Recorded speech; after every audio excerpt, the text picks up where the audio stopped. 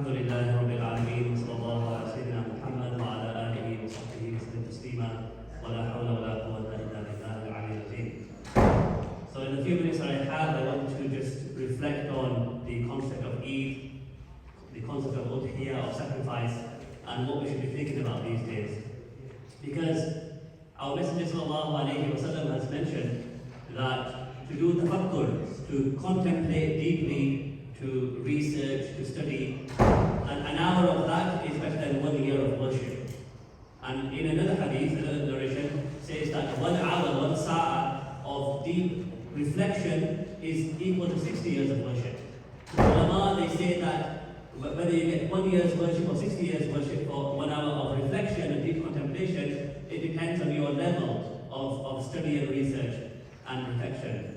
So when it comes to times like Ramadan and Muharram and Eid, we shouldn't just do the rituals, we have to also think about the fact that these rituals that we're doing, they're supposed to have a lifelong impact on us, and we have to think about that. So for example, the word Eid, the ulama will tell us that Eid means to return, from the Arabic verb Aada Yaudu, something that returns annually. So it's once a year. However, Sayyidina Ali, Karramallahu wajhul Kareem, gave us a unique definition of the word Eid. So Sayyidina Ali once was in Iraq, and he saw the non-Muslim Iraqis doing a celebration, a parade, and they were very happy, and they were showing their joy. And Sayyidina Ali, he asked his companions that, what are these Iraqis, these non-Muslims, what are they celebrating? So he was told that this is a day of Eid for them. Now listen to the definition of Eid by Sayyidina Ali. Sayyidina Ali said that كل يوم لا يعصي الله العبد فيه فهو لنا عيد. Sayyidina Ali said that these non-Muslims, they are celebrating their annual festival, but as for us Muslims, every single day that you obey Allah and that you abstain from His disobedience is a day of Eid for you. So every single day, when you wake up in the morning at Fajr time, if you pass your whole day until the time that you sleep without disobeying Allah, and when you've fulfilled all His obligations, according to Sayyidina Ali Karramallahu wajhul Kareem, that day is a day of Eid for you. So you should feel the same joy and happiness and celebrate it in the same way that you celebrate Eid al-Fitr and Eid al-Adha.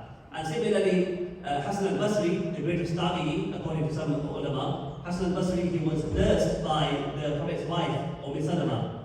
And because of that nurturing, some ulama say that Hasan al-Basri he became the greatest of the tabi'is.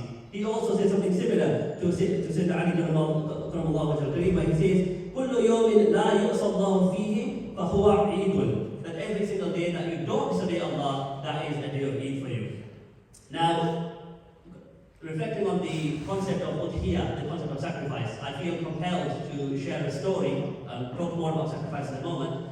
But last night, the night of Eid al-Adha, it's always quite an emotional time for us because our spiritual guide, our Shaykh, one of the greatest scholars of the 20th century, Shaykh Muhammad Al-Azhari, rahimahullah, he actually passed away on the night of Eid al-Adha. And there's an interesting story about this because he actually went to a janazah, a funeral prayer of a scholar 20 years earlier. The Shaykh passed away on the night of Eid al-Adha in 1998. 20 years earlier, he attended and led the janazah of a scholar.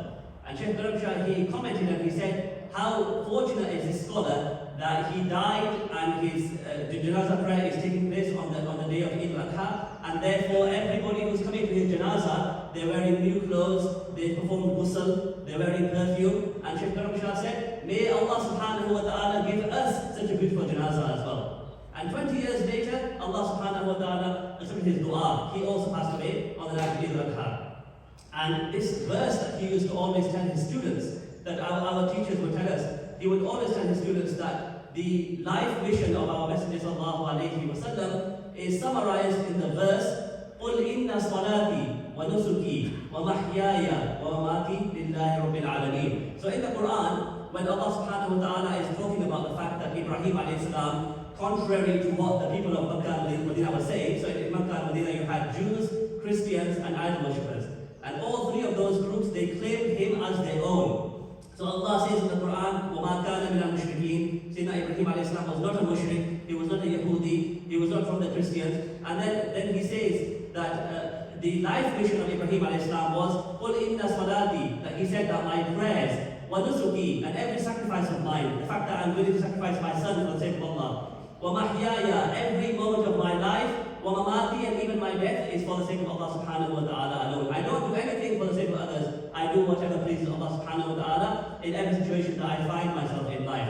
And this was the announcement that our Messenger sallallahu alayhi wa sallam was being told by Allah subhanahu wa ta'ala to announce to us. And this is the verse that our teachers would always tell us that as his students, that he would say to us, Shaykh and Shaykh Bidala, that I want you to also act upon this verse. Say this verse all the time. What Ibrahim alayhi salam and the Messenger sallallahu alayhi wa sallam said, that my prayers, my sacrifice, my living, my dying, every moment of my life is for the sake of Allah and for the advancement of this deen. Now, Ibn Rajab al-Hanbali, rahimahullah, he wrote a very famous book which is called Lata'if al-Ma'arif, and it's very much referred to by the ulama because he mentions the virtues of every great day in the Islamic calendar, every month. And for those of us who are celebrating Eid, we have mixed emotions here. That yes, we are celebrating Eid, and inshallah every day of ours that we obey Allah will be an Eid. But we have that feeling inside us that we wish that we were at Hajj right now. But Ibn Rajab, he gives us some consolation. He says, and I'll just read the translation, Ibn Rajab says that whoever is not able to do the wuquf Arafat, to stand at Arafat, then let him or her stop at the limits that Allah subhanahu wa ta'ala has set. So if you're not at Arafat, then think to yourself that the Hajis, they have certain things that they're not allowed to do. So I will make an atmosphere in my home and in my life here whilst they are at pilgrimage by not disobeying Allah subhanahu wa ta'ala. And then he says that whoever is not able to spend the night at Muzdalifah, then you can create that same atmosphere in your house by worshipping Allah subhanahu wa ta'ala throughout the night and getting closer to Him. Then Ibn Rajab, he says that if you are not fortunate enough to be at Mina right now to sacrifice an animal, then you can act upon this and create that same atmosphere by slaughtering your desires. And then he says that whoever is not capable of reaching the Kaaba, if the Kaaba is not in front of you right now, then you should get close to Allah subhanahu wa ta'ala by acts of worship, because Allah subhanahu wa ta'ala, you don't need to go to the Kaaba to get close to Him. Rather, Allah says, نَحْنُ أَقْرَبُ إِلَيْهِ مِنْ حَبْلِ الْوَرِيدِ. Allah says in the Quran that He is close to us than our jugular vein, without which we cannot live. And just remembering something now as well, that some of the great ulama, like the Murabit al-Hajj, the main teacher of Shaykh Hamza Yusuf, he was once praying, talking about the issue of the Kaaba. Once in the desert, he was praying. And when he said Allahu Akbar, he was facing a certain direction for the Qibla. And one of the young people, being quite rude and not maintaining adab, he kept moving the Shaykh, Murabit al-Hajj, a bit left and a bit right throughout the prayer. So after the salam, Shaykh Murabit al-Hajj, rahimahullah, the great sage who lived in the deserts of Mauritania and would have been unknown to the whole world had it not been for Shaykh Hamza Yusuf going to study with him. He asked the young man, why did you keep moving me here and there when I was praying? And the young man, he said that because you're not facing the exact direction of the Qibla, the Kaaba. And Shaykh Murabit al-Hajj, rahimahullah, he replied to him by saying, I don't need you to move me a little bit to the left and a little bit to the right. Alhamdulillah, Allah has given me such a maqam that when I say Allahu Akbar, then these veils of the material world are lifted for me and I can see the Kaaba directly in front of me. And I pray towards that direction. And this is not unique to Murabit al-Hajj, rahimahullah. One of the great scholars of Pakistan, Qamruddin Siyabi, rahimahullah, he also had this honor as well. And likewise, when we pray and we say Assalamu alayka ayyuhan nabiyyu wa rahmatullahi wa barakatuh, when we do the tashahhud, then we say, my dear Prophet, peace be upon you and the mercy of Allah. The great scholar of, perhaps the greatest scholar of Syria in the last century, the 20th century, Shaykh Badruddin al-Hasani, rahimahullah, he used to often ask his students that, you know when you do the tashahhud, and you say, Assalamu alayka ayyuhan nabiyyu wa rahmatullahi wa barakatuh, you're directly giving salam to the Messenger sallallahu alayhi wa sallam. Imam al-Ghazali, in the medieval times, he wrote that at that time you should be thinking that the Messenger sallallahu alayhi wa sallam is in front of you and you're giving him salam directly. That's the state of mind you have in the tashahhud when you say, Assalamu alayka ayyuhan nabiyyu wa rahmatullahi wa barakatuh. Shaykh Badruddin al-Hasani, he used to often ask his students after they prayed that, did you hear the reply of Rasulullah sallallahu alayhi wa sallam to your salam? And his students were shocked and they said, really? Are there people at that level of spirituality that they can hear the reply of Rasulullah sallallahu alayhi wa sallam? And And Shaykh Badruddin al-Hasani said, there are some of us who Allah subhanahu wa ta'ala has blessed with such a high level of spirituality that if we were to remain negligent of Rasulullah sallallahu alayhi wa sallam for a single moment, then we would perish. Our souls will leave our bodies. That's the extent of the love that we have for him sallallahu alayhi wa sallam. So that's the kind of mentality that we have, the kind of philosophy that although we're not at Hajj, we can still think about the rituals of the Hajj and apply them in our own lives. So Imam al-Ghazali rahimahullah, as I mentioned, that he is one of the greatest scholars in our history, and in fact, the non-Muslims themselves, they love him, and many non-Muslims regard Imam al-Ghazali as not just a great Muslim thinker, but as one of the greatest intellectuals in human history. So there was a great professor of Islamic studies, non-Muslim lady, called Professor Anne-Marie Schimmel. So Anne-Marie Schimmel has written many books on Islam, even though she was not Muslim, and she said that Imam al-Ghazali is the greatest Muslim theologian of medieval times. And likewise, Karen Armstrong, a professor who's still alive nowadays, and when you read her books on Islam, you can't help but think, how is this lady not Muslim? Because she writes so beautifully about Islam, and she's written 2 biographies of the Messenger of Allah sallallahu alayhi wa sallam. So Karen Armstrong, she also says that she loved al-Ghazali so much that in her view, he is the most significant Muslim after the time of Rasulullah sallallahu alayhi wa sallam. Now that's some hyperbole there, there's some exaggeration, that's not something that we would agree with, but just to give you an idea of who Imam al-Ghazali was. And our Messenger sallallahu alayhi wa sallam was seen in a dream. So in a dream, he was sat with Imam al-Ghazali. And in the dream also was Musa alayhi salam and Isa alayhi salam. And our Messenger sallallahu alayhi wa sallam was expressing his joy to Musa alayhi salam and Isa alayhi salam. And he was saying that, is there any scholar in either of your ummahs who can rival Imam al-Ghazali? And Musa alayhi salam and Isa alayhi salam both said that there is no scholar in either of our communities who is of the caliber of Imam al-Ghazali.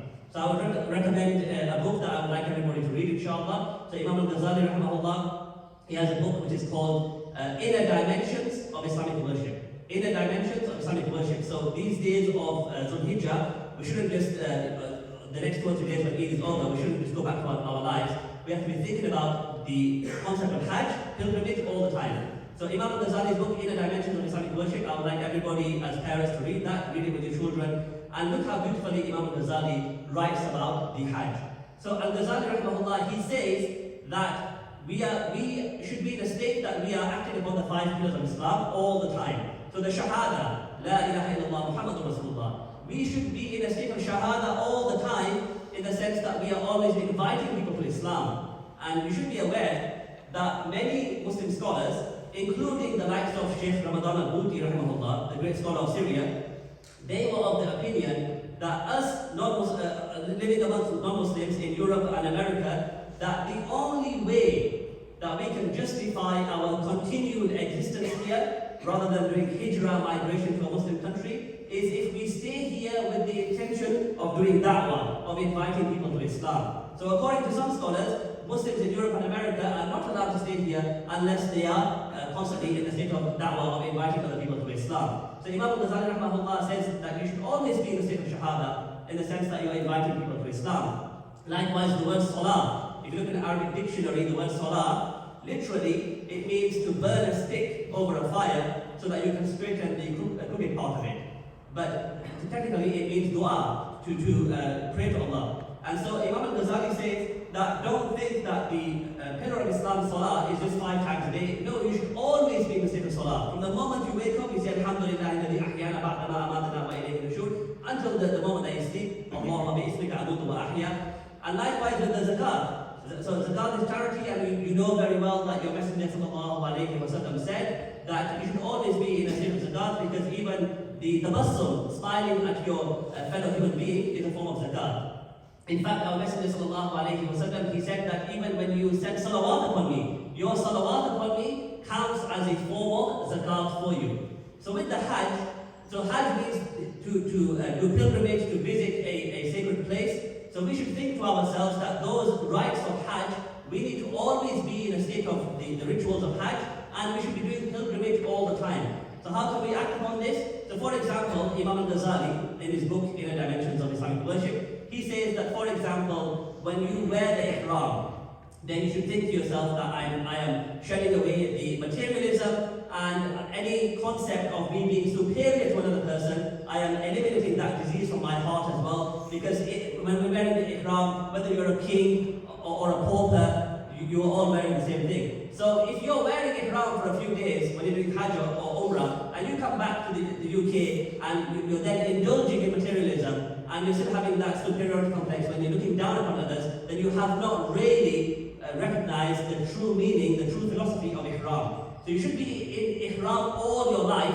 even if you're not there right now, in the sense that you are not materialistic and you don't look down upon other people. And likewise, the stoning of the devils. We're not there right now stoning the devils, but whenever any bad thought comes to your mind, remember that place and think, A'udhu billahi minash shaitanir rajeem. The way that you cast the stones at the devils, similarly you cast away that bad thought that comes in your mind. So we should always be in a state of Hajj, and that there are always many good deeds that we can do which are equivalent to Hajj. So I've got a lecture online. If you go to YouTube, you type in Sacred Ilm ILM, you can see one of the lectures I gave last year was deeds which are equivalent to Hajj. So there are 7 or 8 deeds that are mentioned in the Hadith and by the ulama which give you reward equal to Hajj. One of them being just smiling at your parents. Smiling at your parents gives you the reward of Hajj. Another one which is mentioned is actually praying Salah in Jama'ah, gives you the reward of Hajj. Another one which is mentioned is that if somebody leaves their home with the intention to go and study sacred knowledge in a masjid, a madrasa, a darul ulum, Allah subhanahu wa ta'ala will give them the reward of Hajj. So there's so much that can be said on the topic. I'll have to finish here. Just one last thing I would like to mention here is that the concept of us being da'i, of being those who invite towards Islam, I would encourage everybody that when you read this book by Al-Azhari, Inner Dimensions of Islamic Worship, please also, as parents and as youngsters, read the biographies of converts to Islam. Because our Messenger sallallahu alayhi wa sallam, he said, "Umirna nahnu ma'ashar al-anbiya an nukallim an-nasa ala qadri uqulihim." That we, the messengers, have been commanded by Allah to communicate with people according to their level of understanding, according to their culture, according to their habits and norms. So these days, there are many biographies of people who did Hajj, like Malcolm X, the beautiful letter that Malcolm X wrote to his wife about how Hajj transformed him. So I'll leave that to you all to go and research that. There's Zainab Cobalt, who was a famous lady from Scotland who did a Hajj, and she wrote about it. There's another person called Hedley Churchward. Hedley Churchward was the first person from Britain to go to Hajj and document it, and he took the name Mahmoud Mubarak. There's Muhammad Asad, who wrote the Constitution of Pakistan and also translated the Quran into English. He's also written a book called The Road to Makkah. So these days, don't think that when Eid is over, the next 2 or 3 days of Hajj is over, that you go back to your normal life. Let's live as though we are always in the state of Hajj and Ihram. And let's also do those deeds that are equivalent to the reward of Hajj. And let's also, as parents and youngsters, read the accounts of those people, those converts, who what they wrote in their biographies about their Hajj, so that we can share that with our non-Muslim friends. And as our Messenger sallallahu alayhi wa sallam said, that if one person comes to Islam and is given hidayah through you, that is better for you than being given the ownership of the whole dunya. So I pray that Allah subhanahu wa ta'ala helps us to act upon what's being said, and may Allah subhanahu wa ta'ala help us to have every day of our lives as an Eid by obeying Him and being away from His disobedience. So just for the Eid Salah, a quick reminder, so it's 6 takbeers. So in the first rak'ah, we say Allahu Akbar and we read the Subhanallah wa bihamdika, and then we have 3 more takbeers. So the first takbeer, Allahu Akbar, you put your hands down. The second takbeer, Allahu Akbar, put your hands down by your sides. And the third takbeer, Allahu Akbar, and you bind your hands together, and we have the Fatiha. In the second rak'ah, before we go into ruku, we have 3 takbeers, Allahu Akbar 3 times, put your hands by your sides, and the fourth takbeer, we